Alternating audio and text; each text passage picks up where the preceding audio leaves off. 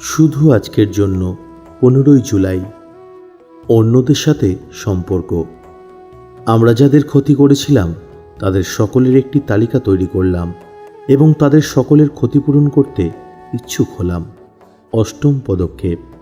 সব মানুষকেই আত্মকেন্দ্রিকতার সাথে লড়াই করতে হয়, কিন্তু আমাদের অ্যাডিকশন রোগটার গভীরতম কেন্দ্রে যে সাংঘাতিক আত্মকেন্দ্রিকতা ঘাঁটি গেড়ে থাকে, তার জন্য আমাদের মতো মানুষদের লড়াইটা দ্বিগুণ কঠিন হয়ে পড়ে। আমরা অনেকেই সেই ভেবে চলতাম যে আমরাই পৃথিবীর সবচেয়ে গুরুত্বপূর্ণ মানুষ, আর আমাদের আচরণ আমাদের চারপাশের মানুষের উপর কী প্রভাব ফেলছে সে ব্যাপারে আমরা একদম অন্ধ ছিলাম। আমাদের অতীতের সম্পর্কগুলি কীরকম ছিল সৎভাবে সেটা পরীক্ষা করার জন্য আমাদের প্রোগ্রামের প্রক্রিয়া হলো 8 নম্বর পদক্ষেপ।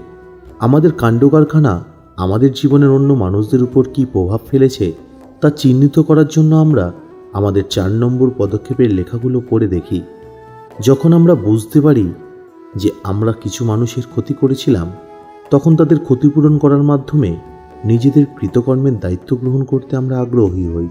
আমরা সারাদিনে যত রকমের মানুষের মুখোমুখি হই আর তাদের সাথে আমাদের কেমন সম্পর্ক, প্রধানত এর ওপরেই নির্ভর করে যে আমাদের জীবনযাত্রার মানটা কেমন। ভালোবাসা, রসিকতা, উত্তেজনা, যত্ন, বাঁচার মতো করে বাঁচতে যে জিনিসগুলি লাগে, এগুলি তখনই অর্থবহ হয়ে ওঠে যখন তা অন্যদের সাথে ভাগ করে নেওয়া যায়। এই ব্যাপারটা জানি বলেই আমরা অন্য মানুষদের সাথে আমাদের সম্পর্কের প্রকৃত রূপটা বুঝতে চাই এবং ওই সব সম্পর্কের যেখানেই কোনো ফাটল দেখতে পাই সেটাকে আমরা মেরামত করতে চাই। অর্থাৎ আমরা 8 নম্বর পদক্ষেপের কাজটা করতে চাই। শুধু আজকের জন্য আমি পরিপূর্ণভাবে আমার ফেলো মেম্বার, সঙ্গী সাথীদের সহচর্য উপভোগ করতে চাই।